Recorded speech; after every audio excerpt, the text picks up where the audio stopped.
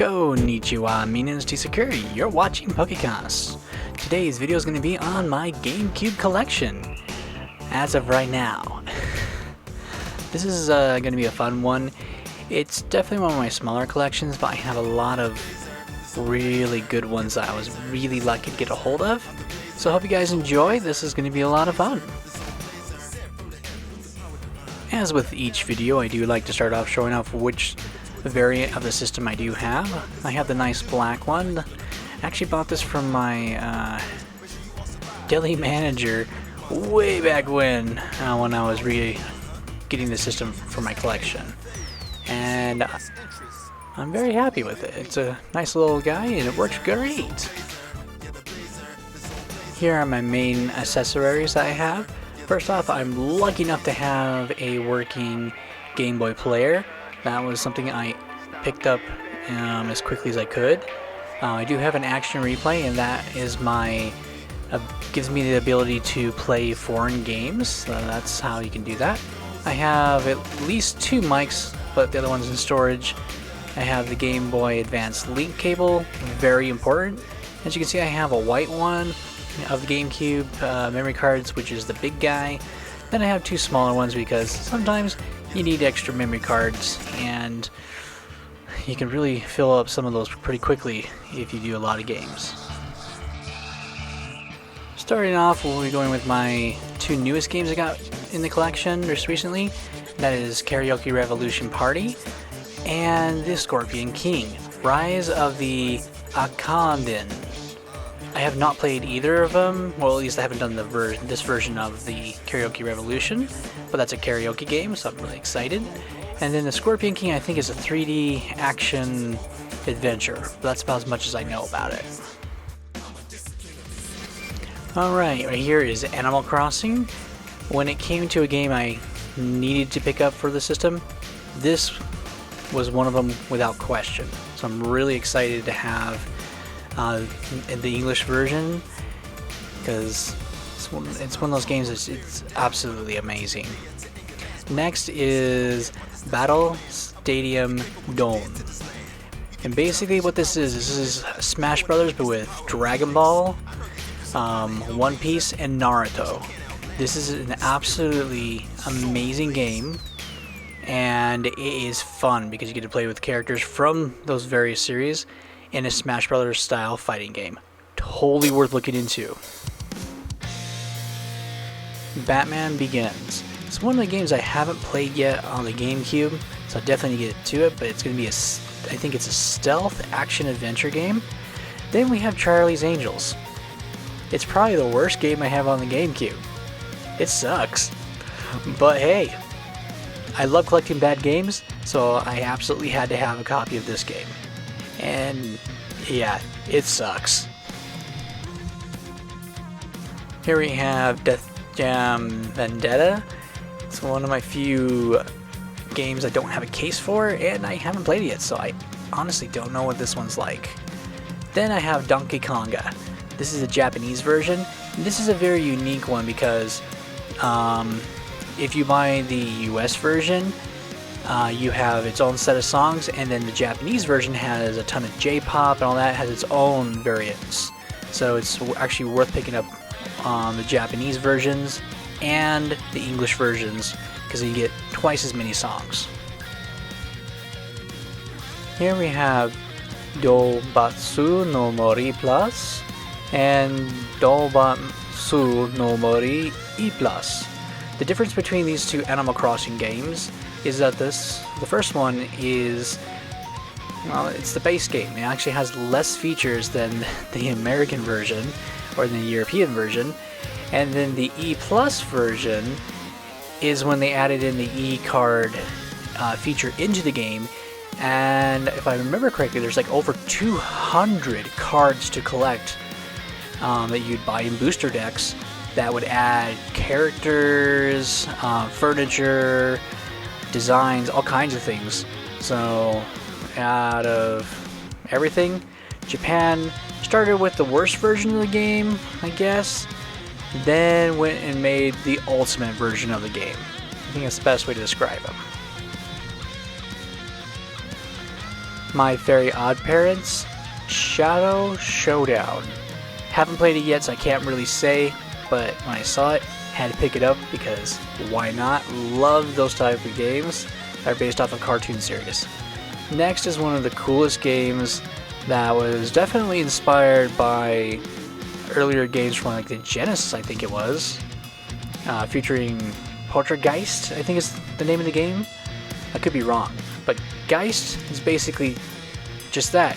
You were killed, you're a ghost, basically, and you have to possess different things and scare people to death and fight to save the world as a ghost, basically. It's a really cool concept and it works really good. I do recommend this game. The Incredibles. This is a really good action adventure game. They do a great job at allowing you to experience what it's all about. So I really do enjoy that one. Then over here, of course, we have The Legend of Zelda, Ocarina of Time, and The Legend of Zelda Ocarina of Time Master Quest. This is fantastic. It's one of the games to definitely have for the GameCube because you get two great games and you get the never released version that was supposed to be part of the Nintendo 64 DD, I guess. I forget exactly the history, sorry. But yeah, if you want to play a harder version of the Ocarina of Time, this is how you do it. Here we have The Legend of Zelda, The Wind Waker, which is personally my absolute favorite Zelda game, just because it was a beautiful adventure, and it was just lovable. I mean, it's unless you've played it, you don't get it. I mean, you're either going to hate the game or you're going to love it, and honestly, it's still the best version of the game just because with the Game Boy Advance features that were not really implemented well with the remake or remastered version, it is the better version in my opinion. Next we have The Legend of Zelda 4 Swords Adventures. This is an amazing game. You do need 4 Game Boy Advances and able to play the game the full way, and of course 3 additional friends. But it's really cool. It's based off of the Game Boy Advance game, and the best thing about this is you even have a battle royale 4-player brawl game basically in it, and it's a lot of fun. So this one is worth picking up, but if you want to have the true experience, you will have to have the multiple Game Boy Advances enabled to play it. The Legend of Zelda Collector's Edition. This is fantastic. You got 4 games on there to enjoy, and it's one of those that we just don't get these anymore as much as what we would like. So you got your 4 classic games on there, and it's worth playing, worth having. Need I say more? Next we have The Lord of the Rings, The Return of the King. If I remember correctly, this is a 3D action adventure game. I don't think I played the GameCube version. I don't think I did the PS2 version. I forget which one I played, so I'll probably end up doing a 10-minute first impression on this anyways for fun, because the Lord of the Rings games are a lot of fun to play. Next is The Lord of the Rings, The Two Towers.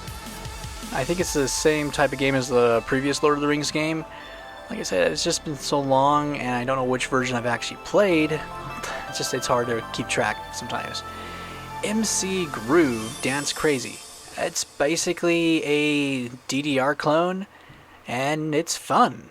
It's by Mad Cats, which is weird that they were making games, but hey, it works, and it's not a terrible game. Alright, Mega Man Anniversary Collection. I honestly do not know why I do not have a case for this, but I think it was the only way I was able to find it, or it was given to me.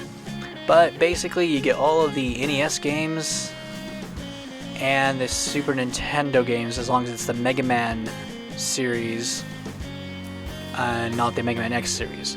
And they are brutally hard. Get ready for some challenges if you've never played any of them. Next we have Mega Man Network Transmission. This is a really good Mega Man game. Highly recommend it. Really wish we'd get more of these because this is a good title. Naruto Clash of Ninja and Naruto Clash of Ninja 2. Basically, it's a fighting game, 3D arena style, and they are really good games. Definitely worth trying out if you haven't played any of the fighting Naruto games. And strangely enough, we didn't get a whole lot of them here, but if I remember correctly, in Japan there's like 4 to 6 of these. So definitely looking to try and get the rest of them because they go further in the manga and anime. But these ones definitely worth trying out if you're just looking for a fun fighting game to try out. Need for Speed Hot Pursuit 2. This is a really fun game and really enjoyable. I'm not very good at it, but when it comes to games that I would watch my brother play, my brother got real good at this game, and it was just fun watching him because he could do it. I'm not very good at it, so therefore I would usually watch him do it. So, not a bad game. Good one, worth looking into. Next we have Nickelodeon Rocket Power and Beach Bandits. As far as I know, it's an extreme sports game. That's about as much as I know. I don't know what the story's about. Another one's on the list to try if I can at least say what it's all about. Over the Hedge. If I remember correctly, this is like a mini-game compilation or it's a 3D adventure. I do not remember. Mainly because I haven't played it. I've only seen like videos of it. So that's one I'm still on the to-play list. Next we have One Piece Pirates Carnival. It's basically Mario Party. That's the best way to describe it. You have a bunch of miscellaneous mini-games, having fun with it, and it's One Piece. What more do you need? Here is one I'm really happy to have part of the collection, and that is Pokemon Box Ruby and Sapphire. 100% sealed, complete, all that. I really wanted to get the US copy, but let's just say I was looking at like I think $100 to $200 for the US version when the Japanese version was going for like I think $30 at the time. So that's why I have the Japanese version. It does come with that limited edition memory card that is inspired by the 2 legendary Pokemon. Next, we have one of my all-time favorite games for the GameCube, and that is PN03. A bizarre 3D adventure slash rhythm-based shooter. That's the best way to do it. The game is really good, and you can see the inspiration from Dino Crisis 2 kind of in there as well, since the more you kill, the more you keep the combo going, the more points you get to upgrade yourself. Really good game, and it's exclusively on the GameCube. Pokemon Colosseum. I think I have beaten this game like 30 times. All because when I was running my podcast, Pokecast, back in the day, this is where I would actually get the legendaries that were in it and be able to trade in with a lot of the people that were listening to the podcast. Little secret is that you could have infinite Master Balls as soon as you get it, or any Pokeball, just by doing it right. It was a really cheesy glitch, but it worked perfectly. Next is the bonus disc that came with pre-ordering this. I was lucky enough to get for a decent price. And basically, the only reason why you have this is because you get yourself a Jirachi. He's a lovely little Pokemon. That is totally worth getting for the collection, so a disc worth having. Pokemon XD, Gale of Darkness.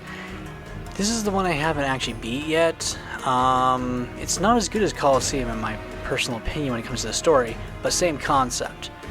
I just need to get further in it, because why not? Just another Pokemon game I just have to go and try and beat, because I would like to beat each of them if possible. Next is Pokemon Channel Pikachu to Isu. This is of course Pokemon Channel, It is amazing, and for whatever reason, Japan got the cool edition. It's a 2-disc set with each of them being different. You know, one's the main game and then one is a bunch of mini games, I believe. I still have not played the Japanese version, so I don't know exactly what each disc does and all that. But when I wanted to pick up the Pokemon channel, strangely enough, English version is expensive because it's a didn't sell well game type thing. But the Japanese one blows it out of the water, and you'll see why in a sec. As you can see, yeah, 2-disc set, comes with a couple of e-cards work with the second disc, and there's just a lot of stuff you get to do with this. I guess the second disc, like I said, is basically just a bunch of mini games, which the major thing is you get to go and do art and coloring book and all that. But in case you haven't heard of this game or know what it's about, it has an exclusive Pokemon episode, basically, or mini-movie, that is only available in this game. And you basically watch TV with Pikachu. That's basically all it really is. It's a fun game, it really is. I did beat the English version, and it was fun because it's just, that's what it is, and a great game to play and have fun with. Resident Evil. This was actually the first way I ever beat the first game, and it terrified me. Oh my gosh, I don't know how they were able to make Resident Evil as scary as they did in the remake. But if you're looking for a game and you have not played the remake of Resident Evil 1, you know, it's available practically on all systems right now, I think. It's worth playing. This game will terrify you. Resident Evil 0 did a great job of giving us a prequel to the mansion, and they did a good job at making it scary as well, but it doesn't hold a candle on how Resident Evil 1 did on the fear factor, but still worth playing because there are some moments that will get you, but not as good as the other one. SeaWorld Adventure Parks, Shenmue's Deep Sea Adventure. Now, I did say earlier in the video that Charlie's Angels was the worst game I had on the GameCube.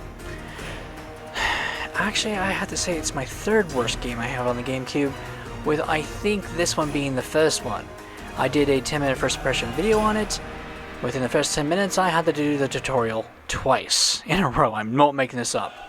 The game it sucks. This one makes Charlie's Angels look good.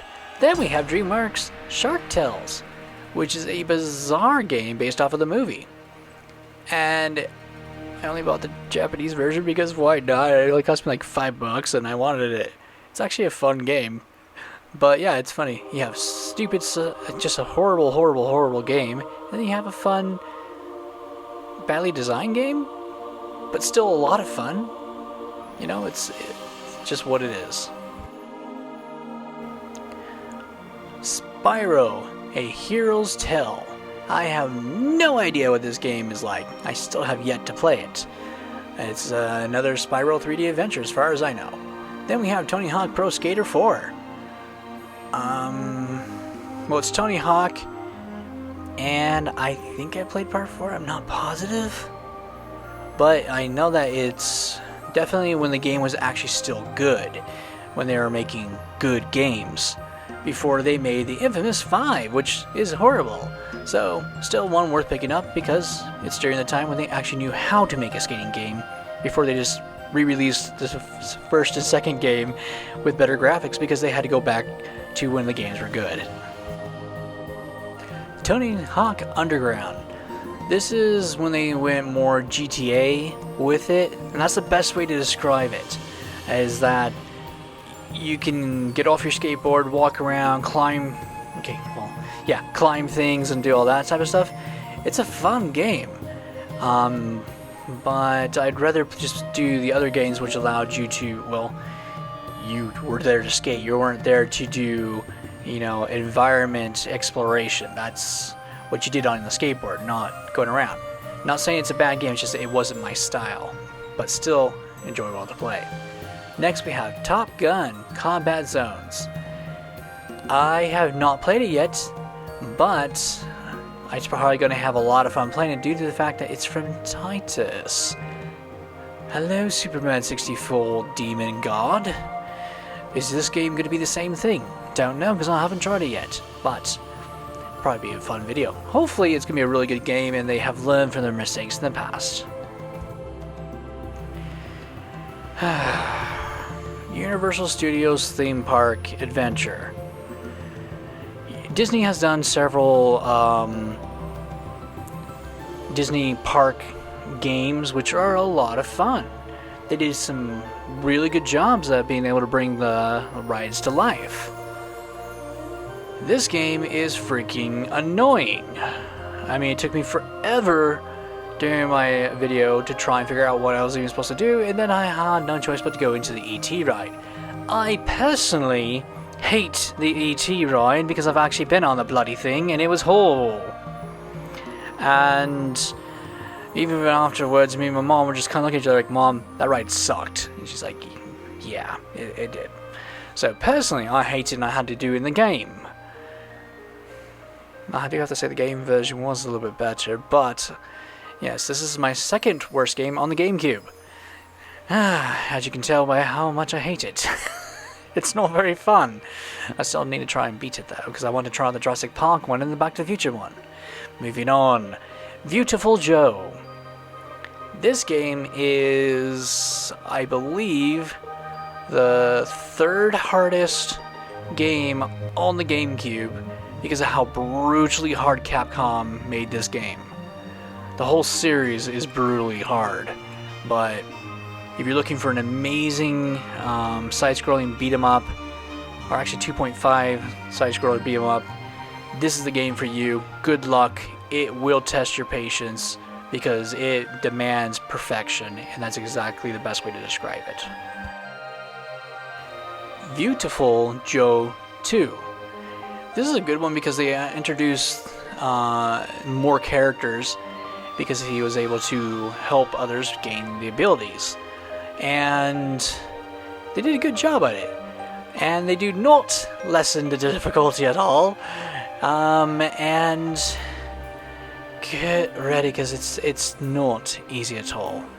Then we have Beautiful Joe Red Hot Rumble. This is basically if they took Beautiful Joe and Smash Brothers, threw it together, and you get this game. So it's a 4-player game that does end up becoming a Smash Brothers brawler thing, but you're also trying to beat the game. So think of it more like Battletoads and Double Dragon, and that's kind of how it ends up being sometimes. But great game. All of Beautiful Joes are amazing, and mostly on GameCube. WWF Day of Reckoning. Well, it's a WWF game. I don't know if I've actually personally played the game, but can never pass up a good wrestling game. You know, because they are fun. Especially with how much of the memory card you actually use up making endless characters. And then next is one of the all-time best games on the system that anybody could really jump into and get the hang of, and then cry as they realize it does take skill. And that is WarioWare Inc. Mega Party Games. This is the multiplayer version of the Game Boy Advance version, and you basically playing super quick micro games where you have a split second to decipher what you're supposed to do. Like, if you have a nose and a finger, you have to pick the nose. If you have a girl who's crying and some snot coming out of her nose, you have to cut the snot in half and then she stops crying. Things like that. And it's one of those games you pick up if you want a genuinely good party game because it will test you and it is absolutely amazing. Here we have Virtual Fighter Cyber Generation Judgment 6 no Yobo. Basically think Mega Man Net Transmissions, but with virtual fighters instead of it being the Mega Man people. That's basically the best way to describe what the game is like. I have not played it yet, but they somehow made a 3D adventure where each person has a virtual fighter as their partner, and you save the world, most likely. I don't know why I haven't played this yet, but I definitely need to do this one. Here we have Odama. This is the only GameCube game I actually have in storage, due to the fact the game is so hard that I do not want to see it. Because it's just... okay, basically what you use is you use the mic, and what happens is you're playing pinball at the same time you're playing you're basically playing Command & Conquer almost. it's difficult to explain because you have an army, you have to get them up there, and you're playing pinball because you have to destroy the enemy. The reason why the game is so hard is that the voice commands are used to control your army. So you literally are going walk left, walk, or march right, and stuff like that. And at the same time, your troops are stupid and they're walking right where the pinball is being played, so you end up killing your troops. And that's mainly why I think I have it in storage, is because I literally hate this game and love it at the same time, but it's so frustrating that if I don't see it, I won't play it, basically. So that's why it's put up in storage. Thank you guys for watching. I hope you enjoyed seeing my GameCube collection. It's a collection I'm not really focusing on because when it comes to my PlayStation collection, and it's the collection I like to collect for more, so I tend to go for the PlayStation family. So my GameCube collection grows extremely slowly, also due to the fact that a lot of the games I do want from the United States are brutally expensive. Oh my gosh! I saw like Sunshine the other day for $100, and Smash Bros for $90. And so there's just a lot of games I would like to get for the system, but most of them are way up there, so I tend to go for Japanese versions if I even want to go for this. So thank you guys for watching. It's been a lot of fun showing you guys what I have.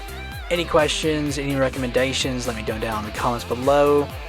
I will respond, and all I can say is really thank you guys for watching. Hope you guys enjoyed seeing what I have, and if there's any of them that you have any more questions about, I'd love to answer that for you, and hopefully put a couple on your wish list that I had on here that you guys are like, oh, I didn't know about that.